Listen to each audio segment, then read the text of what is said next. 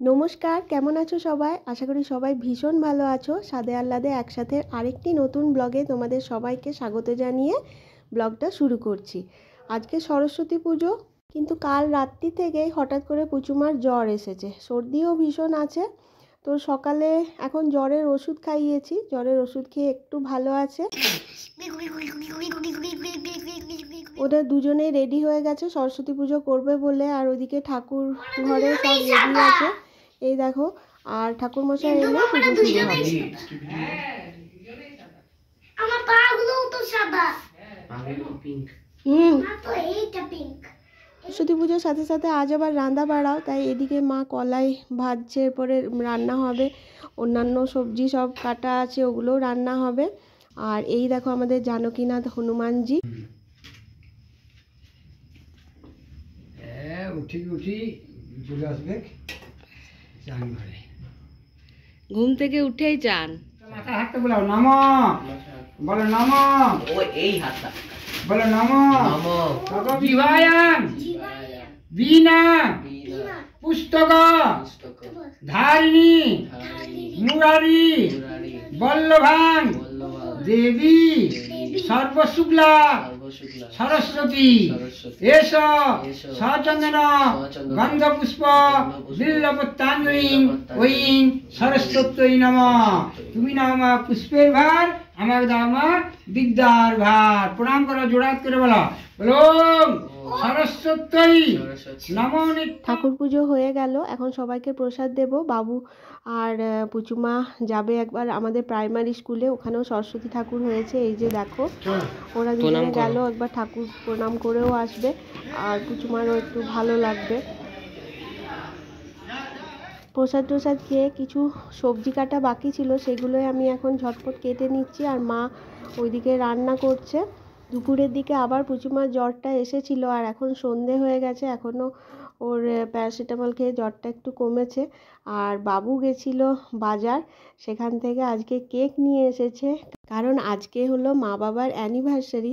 যদিও বাবার সেটা মনেই নেই, বাবা বলছে কি হলো, কি ব্যাপার, কেন কেক আনলি, এইরকম বয়সের কারণে যা হয়।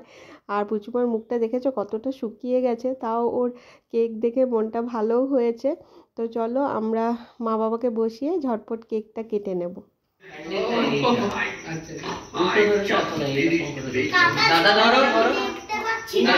না ঠিক আছে চলো হ্যাপি ম্যারেজ অ্যানিভার্সারি। দাদাকে একটু খাওয়া, দাদাকে একটু খাইয়ে দাও।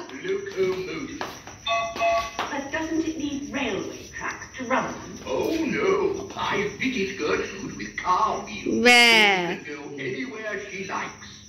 Grandpa, বাবা একটু খাইয়ে দাও মাকে। Up aboard. বাবা খালি মাকে দেখছে বসে বসে। কি যে করতে হবে বুঝতে পারছে না, প্রথম করছে তো। ওইটা দিদুমকে খাওয়াও, নিচে খেয়ে নিও না, দিদুমকে খাওয়াও। ব্যাস, আমি কেকটা কেটে সবাইকে দিয়ে দিই।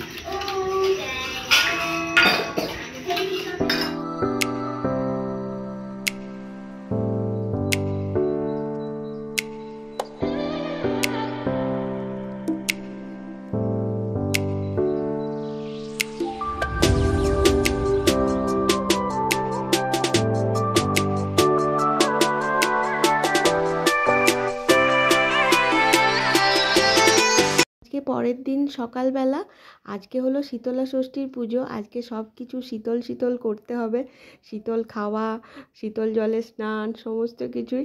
আর মা দেখো এখানে ষষ্ঠী পেতেছে, কিন্তু মা সূর্যোদয়ের আগে ভোরবেলায় গরম জলে স্নান করেছে, কারণ ঠান্ডা জলে স্নান করলে মায়ের শরীর খারাপ হয়ে যাবে আবার। আর আমি একটু পরে করব, এখন আমরা দুর্গা মন্দিরে এসেছি ষষ্ঠী কথা শুনতে, তারপর করব।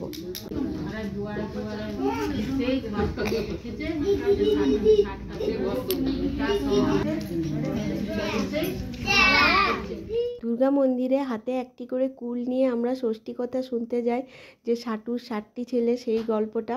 তো খুব ভালো লাগে, ছোটোর থেকে শুনতে যাই। এইবারে এখানে আছি, তো এইবারেও গেলাম। ফিরে এসে দেখো স্নান করে নিয়েছি, আর মা ষষ্ঠীর এক্ষুনি ভোগ আনবে, তারপর ষষ্ঠী পুজো হবে। এই দেখো এই পাশের বাড়ির দিদা ষষ্ঠীর ভোগ এনে দিয়েছে। আসলে আমার যেহেতু কালাশুট চলছে তাই জন্য আমি এগুলো করতে পারবো না, তাই পাশের বাড়ির দিদাই হেল্প করে দিল। আর এই যে মা পরে ষষ্ঠী পুজো করে নেবে, ঠাকুরকে ভোগ জোগাবে। তাহলে আজকের ব্লগটা এই পর্যন্তই, সবাই ভালো থেকো।